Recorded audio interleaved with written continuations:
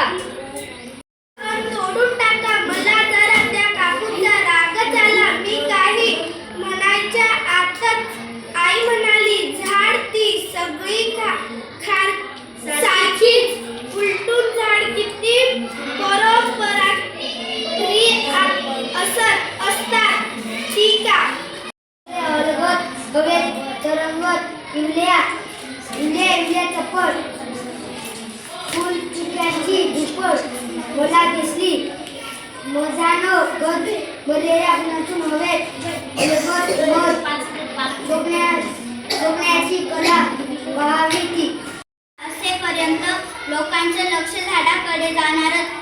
हिरव्यागार पसरलेल्या फांद्यावर रंगीबेरंगी पक्ष्यांचा अखंड मेळा भरत होता आमचा शेवगा.